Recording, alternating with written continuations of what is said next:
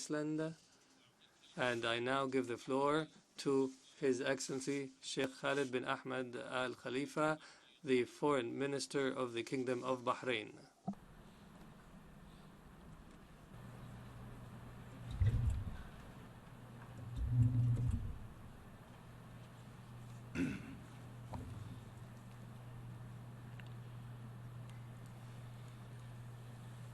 Bismillah ar-Rahman ar-Rahim. In the name of God, the most gracious, the most merciful. Mr. President, at the outset, it is my pleasure to warmly congratulate your friendly country, the Kingdom of Denmark, on your election President of the 70th session of the United Nations General Assembly. I wish you success in leading the work of the General Assembly and in bolstering the role that the Assembly plays in addressing the challenges that the world is facing today and the international community as a whole is facing. I also would like to thank your predecessor, Mr. Sam Kutesa, for all his efforts in conducting the business of the last session and for all his initiatives towards attaining our common goals. Likewise, I would like to express my heartfelt appreciation to His Excellency, Mr. Ban Ki-moon, the Secretary General of the United Nations, who has spared no effort to improve the efficiency of the organization in the face of the increasingly complex problems and crises in the world. I commend his annual report on the work of the organization and the important steps that he has taken to address the numerous challenges and issues, including sustainable development, climate change, conflicts, and humanitarian disasters, as well as the refugee crisis, in addition to poverty and hunger in many developing countries. Mr. President, I would like at this juncture to express my heartfelt condolences and to totally submit myself to the will of Allah and to offer our heartfelt condolences to the custodian of the two holy mosques, King Salman bin Abdulaziz Al Saud, King of the Brotherly Kingdom of Saudi Arabia, and to the Muslim nation as a whole, following the tragic stampede that occurred during this year's Hajj a few days ago.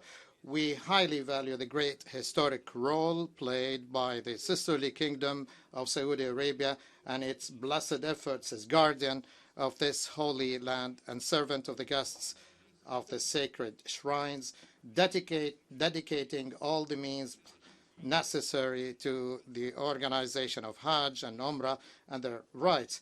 Anyone who denies this fact ignores the scope of the responsibilities that the sisterly Kingdom of Saudi Arabia discharges so ably.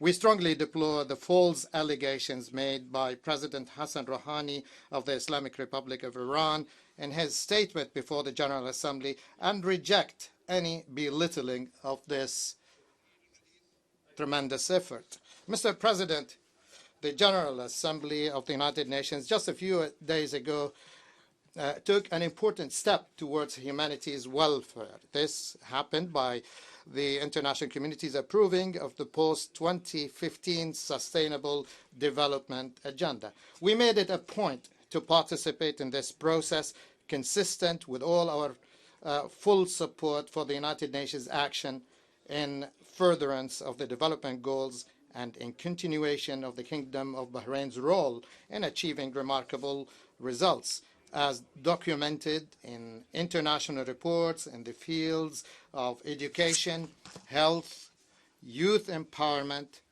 poverty alleviation, literacy, and the enhancement of the rights of human rights.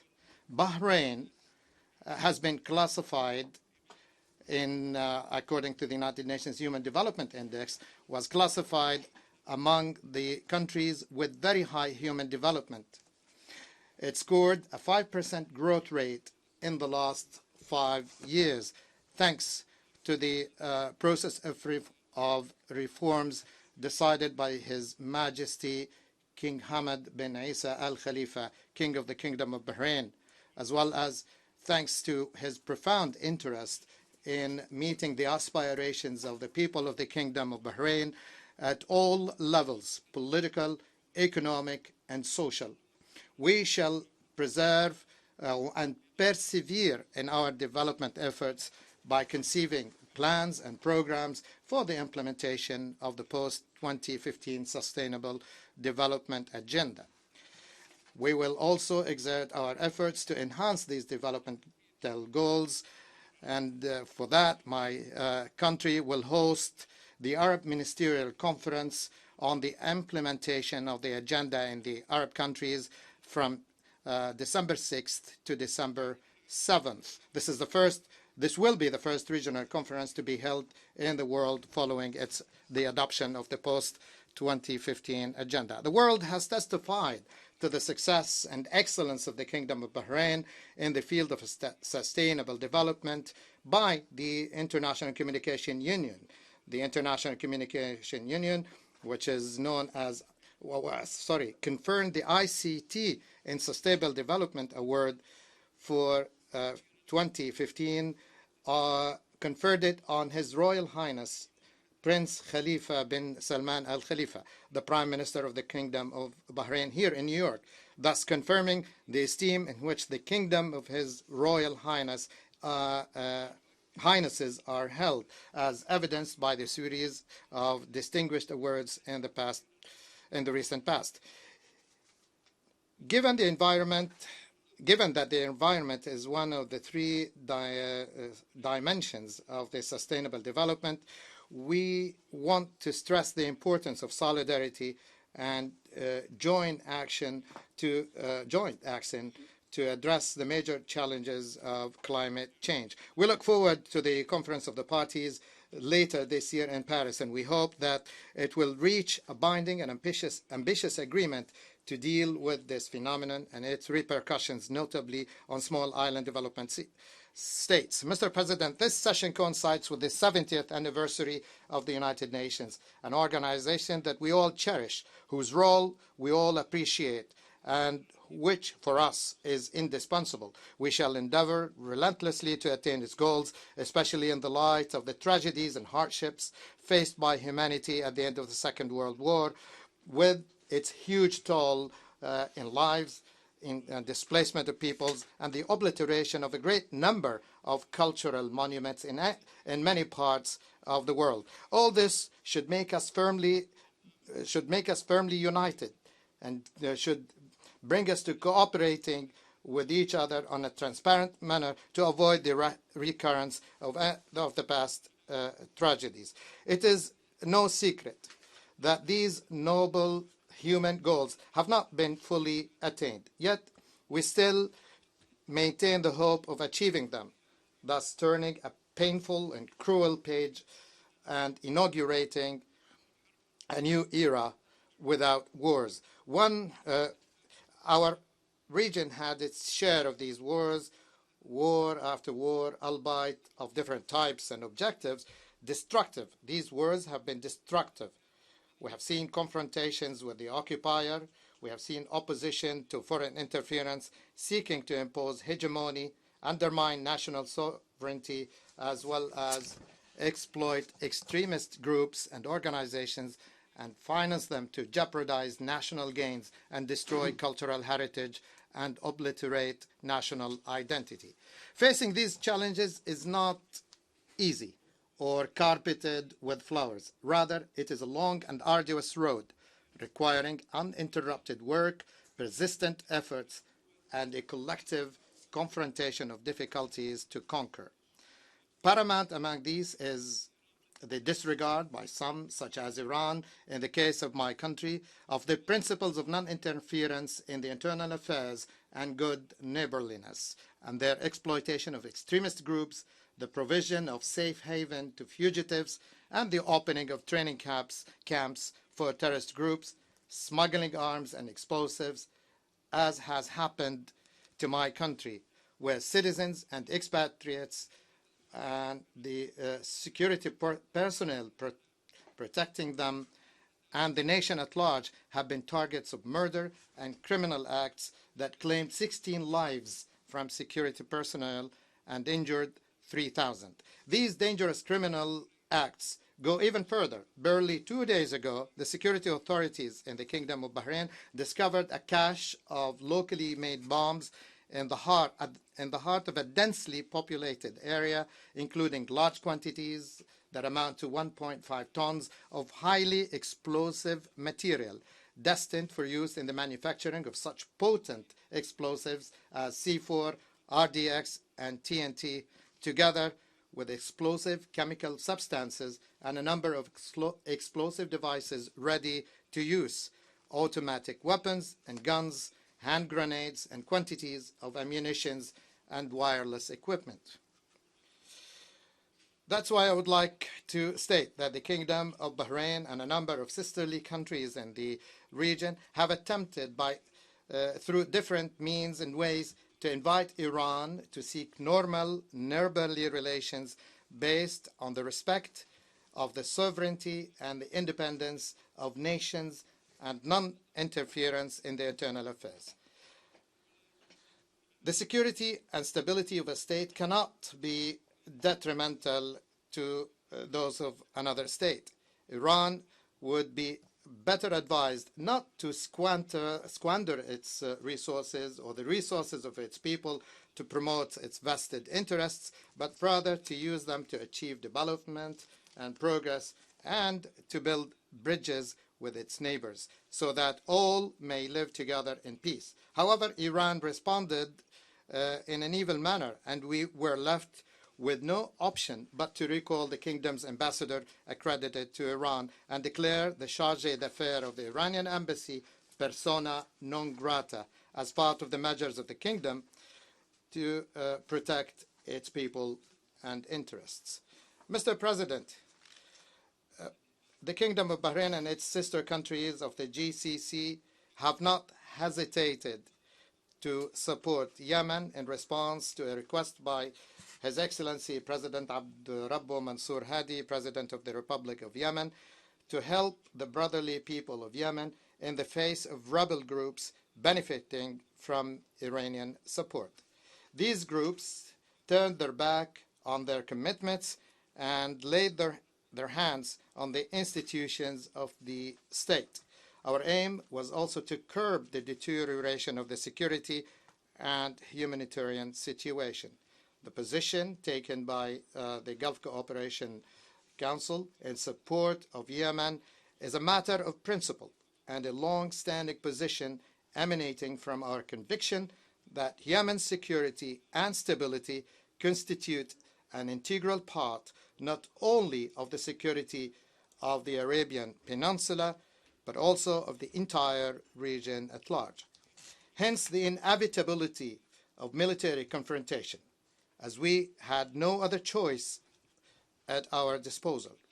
All roads were blocked by the obstinacy of the rebel groups and their belligerent designs for the people of Yemen and the region.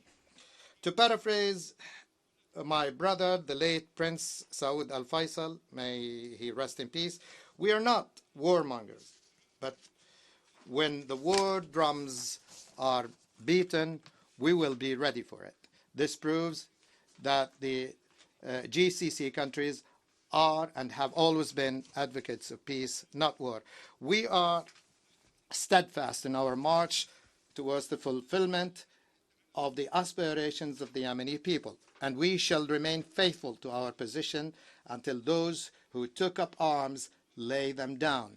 Those who overthrow the legitimate government abandon their cupidity and put an end to the occupation of state institutions, and those who broke the covenant return to their senses. Only then, can the situation be conducive to bringing together all the factions of the Yemeni people through a constructive national dialogue on the basis of the GCC initiative and its implementation mechanism, as well as the outcome of the comprehensive national dialogue and the Riyadh Conference and the unconditional implementation of Security Council Resolution 2016 which provides the basis for a settlement of the Yemeni crisis. We appreciate the efforts of the United Nations in this respect. While we appreciate the humanitarian effort of the United Nations in favor of Yemen and the Yemeni people, as well as the remarkable role played by King Salman Humanitarian Aid and Relief Center in Yemen, in conjunction with assistance provided by GCC and other friendly countries, we from this global forum urge the international community to intensify its assistance and alleviate the suffering of the Yemeni people. Mr. President, we regret the fact that many states have become a breeding ground for terrorist groups and organizations and their expansion under the cover of various sectarian and religious affiliations, with the sole purpose of advancing their own agenda of controlling nations and obliterating the will of peoples. The Syrian experience at this juncture is a living example on that. The country has been an arena for confrontation between terrorist organizations such as Daesh, ISIL, and Hezbollah and others, and which will lead to the destroying of the ancient civilization sites in the country.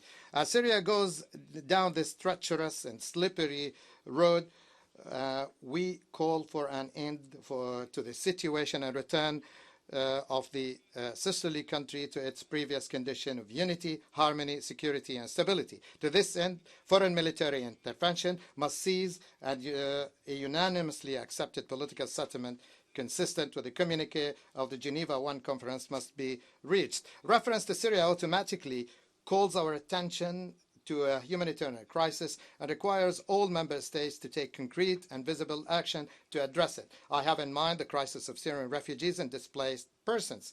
This crisis represents the worst ramification of the current situation in Syria and is considered a major humanitarian disaster unprecedented since the Second World War. The GCC member states have not remained idle in the face of this tragic situation. They have taken comprehensive and practical humanitarian action by hosting around 3 million Syrian brothers and sisters and granting them permits to stay with all the rights that come with it, such as free education and health care, as well as the right to employment and a decent life. In this respect, we also appreciate the major contribution of the Hashemite Kingdom of Jordan, as it provides Syrians with care as well as opportunities of a decent life. We call also for concerted efforts to support Jordan and share that vast responsibility it now faces. I would also mention the considerable efforts also deployed by Egypt, Lebanon, Turkey in sharing their humanitarian duty. In this situation, the sisterly country of of Iraq, we hope that more efforts will be exerted by the Prime Minister of Iraq in the service of the Iraqi people. And we hope that he will be able to face the challenges and meet the challenges that the country is facing.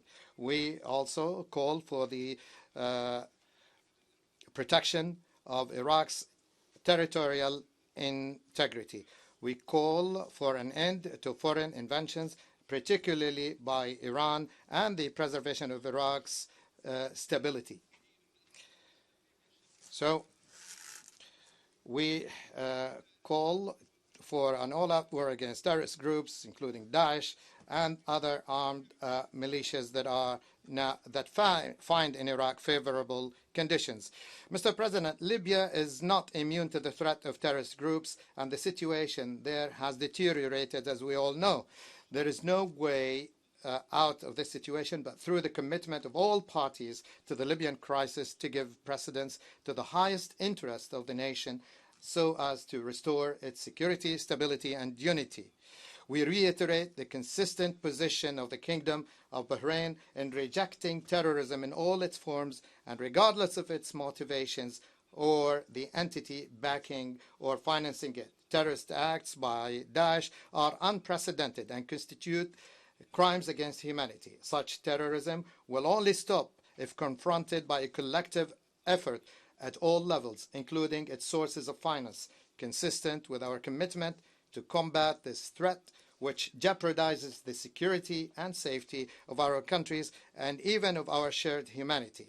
The Kingdom of Bahrain, in collaboration with the countries of the region and the support of our allies, will work for the defeat of this threat. We thus participated in the international coalition to combat Daesh militarily, logistically, intellectually, and in other means, and in the field of communication. In this context, the Kingdom of Bahrain hosted last year the International Meeting on Combating the Financing of Terrorism. This November, Bahrain will host a conference on the protection of civil society institutions from the risks of being exploited to channel finance to terrorists. We will also organize in the near future a conference on the protection from improvised explosive devices, which represent the favorite and most frequently used weapon by terrorist groups all over the world. Mr. President, what is taking place today in Al-Quds al-Sharif offends the feelings of all Muslims around the world as they witness the violations committed by the occupying Israeli authorities and extremist groups against the sanctity of the holy Al-Aqsa Mosque compound. Such illegal and inhuman acts could lead to the destruction of any chance of peace and create instead an atmosphere conducive to more tension, violence, extremism, and hatred, all of which do not contribute to the building of human relations and the bridges of mutual respect that all religions advocate. Nor do such acts contribute to the construction of peaceful societies, preserving the dignity and culture of peaceful coexistence. To quote the iconic phrase by Egyptian President Anwar al-Sadat before the Israeli Knesset, quote, "No one can build his happiness at the expense of the misery of others," end of quote. Attaining that happiness will only be possible when the legitimate rights of the Palestinian people are granted by the establishment of an independent Palestinian state with East Jerusalem as its capital within the borders of June 4th, 1967. Occupation should come to an end, and so should the coercive practices and the construction of expansion of settlements. The right of Palestinians to return to their towns and villages consistent with the relevant international resolutions, the two-state solution, and the Arab Peace Initiative must be acknowledged. In this respect, we welcome the raising of the Palestinian flag at the United Nations premises as a first step with great symbolic value towards international support for the right of the Palestinian state to full membership of the United Nations, which we look forward to in the near future. Mr. President, we want to reaffirm the importance of the agreement between Iran and the 5+1 group on the Iranian nuclear program. We hope it will contribute to security and stability in the region. However, we believe that the agreement does not eliminate all sources of tension resulting from Iran's attitudes towards the countries of the region. It covers some future issues, but does not touch on the real problems that we face today, since Iran will attempt to destabilize the region and its security by providing support to terrorist organizations and smuggling weapons and explosives, as I mentioned earlier in detail. It also persists to openly interfere in the internal affairs of our states. It also occupies the 3 islands belonging to the United Arab Emirates, namely Abu Musa and the Greater and Lesser Thumb, and it continues to refuse to put an end to that occupation. In this context, we reaffirm the importance of a nuclear-free zone in the Middle East, including the Arabian Gulf region, and the necessity for Israel to adhere to the Treaty on the Non-Proliferation of Nuclear Weapons and to place its nuclear facilities under comprehensive International Atomic Energy Agency safeguards. I would like here to express regret at the fact that the 2015 Review Conference of the Parties to the Treaty on the Non-Proliferation of Nuclear Weapons recently held in New York did not reach an agreement. Mr. President, the Kingdom of Bahrain reiterates its full support to the Arab Republic of Egypt and the tireless efforts of His Excellency President Abdel Fattah al-Sisi to achieve development and to achieve progress, prosperity, and prosperity for the Egyptian people, and to consolidate the foundations of a modern state and to combat terrorism. The building of the new Suez Canal and the other major projects decided at the Sharm el-Sheikh conference to support the Egyptian economy demonstrates clearly the determination to enhance genuine development so that Egypt, land of civilization, shall remain a source of security and prosperity for all and a pillar of the Arab world, and so that it may continue playing its leading role in our common Arab endeavors to defend our cause and our national security. Likewise, we would like to put on record our consistent and principled position vis-à-vis the Moroccan Sahara question. We express our support for the territorial integrity of Morocco and for the efforts of the United Nations aimed at finding a negotiated political settlement accepted by all parties on the basis of the Moroccan initiative on self-government. Mr. President, facing these daunting challenges to our region's long-term security and stability, we need more than ever before to reflect deeply and seriously on how to create a mechanism for collective action, bringing together all Middle East states with a view to consolidating security and stability. We need to discuss among ourselves with clarity and transparency all issues and reach solutions to build confidence through genuine intentions and steady steps. We will thus be able to preserve that we have already achieved what we have already achieved for our peoples and countries by way of construction, comprehensive development, and mutual understanding and cooperation. This will preserve the sovereignty of our countries and their territorial integrity and guarantee non-interference in their internal affairs. It will also allow for better relations based on mutual respect and the principle of good neighborliness and non-use or threat of use of force. In all this, we will build on the common characteristics that unite us, including our religious and cultural heritage and our diversity. This will allow for a better management of our collective resources to achieve food and water security and build a genuine and lasting peace for all and achieve economic and development progress in the context of peaceful coexistence. Mr. President, I want to conclude by stating that the successive achievements by the Kingdom of Bahrain confirm our confidence in our approach and our persistence in our policy of perpetual improvement and comprehensive growth while enhancing our country's security and preserving our identity. We defend ourselves with one hand and build with the other, and that is in the context of a modern state built on justice, the rule of law, and plurality, popular participation in the decision-making process without exclusion or discrimination.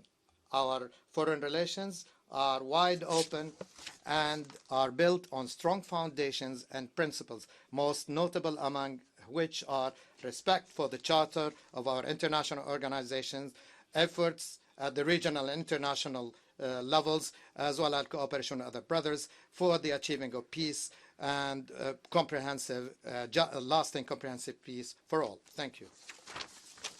معالي وزير خارجية مملكة البحرين على كلمته. I should like to thank His Excellency the Ambassador of Bahrain for his statement, and I'd now like to give the floor to Her Excellency Aurelia Frick, the Minister for Foreign Affairs of